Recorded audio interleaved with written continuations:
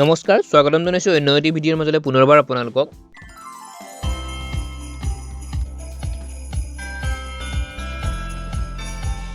Thumbnail চাই হয়তো আপোনালোকে গম পাইছে আজিৰ ভিডিঅ'টোত আমি কিহৰ ওপৰত আলোচনা কৰিম অসম পুলিচৰ যিখিনি বৰ্তমান এপ্লাই চলি আছে ৰিক্ৰুটমেন্টৰ সেই এপ্লাইখিনিৰ ওপৰতে কেইটামান কথা আপোনালোকক ক'ব বিচাৰিছো কাৰণ মোৰ আগৰ ভিডিঅ'ত বা আগতে যিমানখিনি অসম পুলিচৰ দুটাকৈ ৰিক্ৰুটমেন্ট হৈ গ'ল বৃহৎ নিযুক্তি এই ৰিক্ৰুটমেন্টখিনিত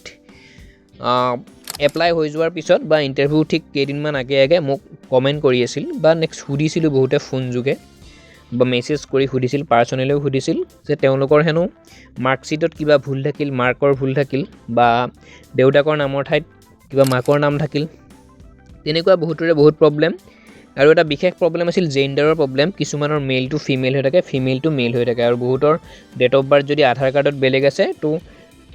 এডুকেশ্যন সাৰ্টিফিকেটখিনিত বেলেগ আছে অৰ্থাৎ মেট্ৰিকৰ যিখন এডমিট তাতো বেলেগ আছে তো তেনেকুৱা বহুতৰে বহুত প্ৰবলেম সেইবোৰ এপ্লাই কৰোঁতে ঠিক কৰিব লাগে এইটোৱেই কথা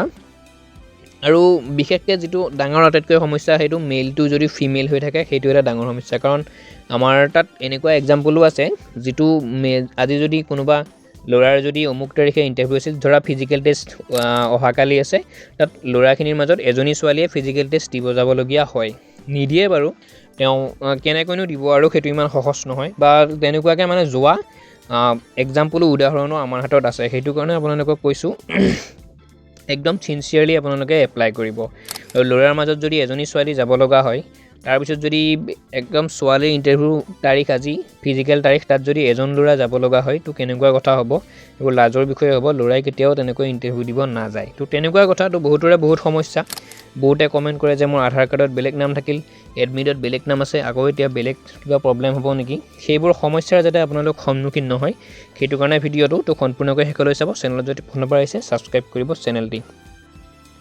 তো এতিয়া কথাটো হ'ল কি 16 ডিচেম্বৰৰ পৰা এপ্লাই হৈছে আৰু 16 জানুৱাৰীলৈ এপ্লাই হ'ব সম্পূৰ্ণ এমাহ এপ্লাই প্ৰচেছ চলি থাকিব অসম পুলিচত তেনেকুৱাই অকণমান দীঘলীয়া কৰি দিয়ে তাৰ বাবে বহুত ধুনীয়া বাৰু সেইটো ছিষ্টেমৰ বাবে এইবাৰো তেনেকুৱাকৈ বৰ্তমান চলি আছে 16 ডিচেম্বৰৰ পৰা এপ্লাই 16 জানুৱাৰীলৈকে 2026 চনৰ এপ্লাই চলি থাকিব বা চলি আছে বহুতে এতিয়াও একো প্ৰবলেম হোৱা নাই এয়া লাগিলে ফ'ৰ্থ গ্ৰেডে হওক ABUBয়ে হওক বা SI হওক কাৰোৰে একো প্ৰবলেম হোৱা নাই ধুনীয়াকৈ এপ্লাই চলি আছে এতিয়া বাৰু কাৰো একো নহয় কিন্তু এই যিখিনি মই সমস্যাৰ কথা ক'লোঁ যে কাৰোবাৰ নাম ভুলকৈ দিয়া থাকে কাৰোবাৰ ডেট অফ বাৰ্থ ভুল হয় কাৰোবাৰ জেন্ডাৰ ভুল হয় সেইখিনি যে হয় আপোনালোক সিনচিয়াৰ নোহোৱাৰ কাৰণে তোমালোক সিনচিয়াৰলি এপ্লাইটো নকৰাৰ কাৰণে এপ্লাই হোৱাৰ পিছত ফাইনেল ছাবমিট কৰাৰ আগে সকলোখিনি বস্তু চাব লাগে কাৰণ আজিকালি বহুতে কি কৰে নিজৰ ফোনতে এপ্লাই কৰে সেইটো এটা সমস্যা বুলি নকওঁ বাৰু তেনেকুৱা কনফিডেন্স থকাটো ভাল নিজৰ ওপৰত যদি আপোনালোকে নিজৰ ফোনতে নিজে এপ্লাই কৰিব পাৰিছে সেইটো এটা কনফিডেন্স বা নিজৰ অকণমান সহায় বা যিয়ে নহওক সেইটো নিজৰ কাৰণে ভাল কিন্তু সেই ভালটো চাব যাওঁতে আপোনালোকে সৰু সুৰা বস্তুবোৰ ভুল কৰে যিবোৰ বস্তুৱে পিছত নেকি আপোনালোকক সমস্যাত পেলায় আৰু এটা কথা আগতে যিমানবোৰ অসম পুলিচৰ ৰিক্ৰুটমেণ্ট হৈ গৈছিল সেই ৰিক্ৰুটমেণ্টত কিন্তু কাৰেকশ্যন কৰাৰ টাইম দিয়া নাছিল এইবাৰ 16 তাৰিখে লাষ্ট ডেট জানুৱাৰী 16 তাৰিখে আকৌ 17 তাৰিখৰ পৰা 21 তাৰিখলৈকে আপোনালোকক সময় দিছে কাৰেকশ্যন কৰাৰ সেইখিনি টাইমতে আপোনালোকে কাৰেকশ্যন কৰিব পাৰিব এতিয়া যদি আপোনালোকে কিবা ভুল কৰিছে নিজৰ নামৰতে ঠাই যদি কিবা এটা নহয় কিবা এটা আখৰ যদি ভুল কৰিছে যিটো এপ্লাই হৈ গ'ল 16 তাৰিখলৈকে ৰ'ব লাগিব নেক্সট 17 তাৰিখৰ পৰা 21 তাৰিখলৈকে আপোনালোকক কাৰেকশ্যনৰ সময় দিছে সেইটোত আপোনালোকে আকৌ ঠিক কৰিব পাৰিব তাৰপিছত কিন্তু নোৱাৰে আৰু সেইটো কথা মই থাম্বনেইলত এই কাৰণে লগাইছোঁ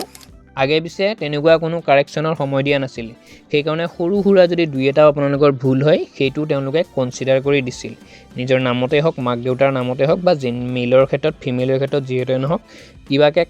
সেইটো আপোনালোকক কনচিডাৰ কৰি দিছিল কাৰণ অসম পুলিচত কি দিয়া নাছিল আগতে এই কাৰেকশ্যনৰ টাইমটো দিয়া নাছিল এইবাৰ কিন্তু তেওঁলোকে এসপ্তাহ 17 তাৰিখৰ পৰা মোটামুটি 21 তাৰিখলৈকে আপোনালোকক কাৰেকশ্যনৰ সময় দিছে এইবাৰ যদি বাই মিষ্টেক তাৰ পিছতো যদি আপোনালোকে কিবা সৰু সুৰা মিষ্টেক কৰে কনচিডাৰ কিন্তু এইবাৰ কোনো কণ্ডিশ্যনত নহ'ব ডাইৰেক্ট আপোনালোকক ইণ্টাৰভিউ দিব নিদিয়ে তাৰ পৰা ৰিজেক্ট কৰি দিয়া হ'ব সেইটো কাৰণে একদম সাৱধানে এপ্লাইটো কৰোঁতে যাতে ফাৰ্ষ্টবাৰে আপোনালোকৰ এপ্লাইটো হয় খুব ধুনীয়াকৈ ফটো ছিগনেচাৰ যিমানখিনিয়ে এপ্লাই কৰিব জানেই বাৰু ভালকৈ জানে তেওঁলোকে কৰিয়ে আছে আৰু আপুনি এপ্লাই কৰোঁতেও নতুন কেণ্ডিডেটখিনিও এপ্লাই কৰোঁতে যাতে কোনোবা জনা ব্যক্তিৰ লগত থাকি আপোনালোকে এপ্লাই কৰে বা জনা কম্পিউটাৰ শ্বপত গৈ যাতে আপোনালোকে এপ্লাই কৰে যি টি মানুহৰ হাতেৰে যাতে এপ্লাইটো নকৰে তো সম্পূৰ্ণ ভিডিঅ'টো ইমানেই আছিল 17 তাৰিখৰ পৰা 21 তাৰিখলৈকে আকৌ অসম পুলিচৰ এপ্লাই কাৰেকশ্যনৰ সময় দিছে আগতে যিমানবোৰ ৰিক্ৰুটমেণ্ট হৈ গ'ল তাত কিন্তু কাৰেকশ্যনৰ সময় দিয়া নাছিল, সেইটো কাৰণে সৰু সুৰা মিষ্টেক হ'লেও আপোনালোকক কনচিডাৰ কৰিছিল। এইবাৰ আকৌ তেওঁলোকে কাৰেকশ্যন কৰাৰ সময় দিছে 17 তাৰিখৰ পৰা 21 তাৰিখলৈ। এইবাৰ কোনো ধৰণৰ কনচিডাৰ আপোনালোকক নকৰে। তো এপ্লাই কৰোঁতে খুব ভালদৰে কৰিব। সম্পূৰ্ণ ভিডিঅ'টো ইমানেই আছিল। সম্পূৰ্ণকৈ সকলোৱে চোৱাৰ বাবে ধন্যবাদ জনাইছোঁ আৰু আজিৰ ভিডিঅ'টিৰ সামৰণি মাৰিছোঁ। জয় অসম।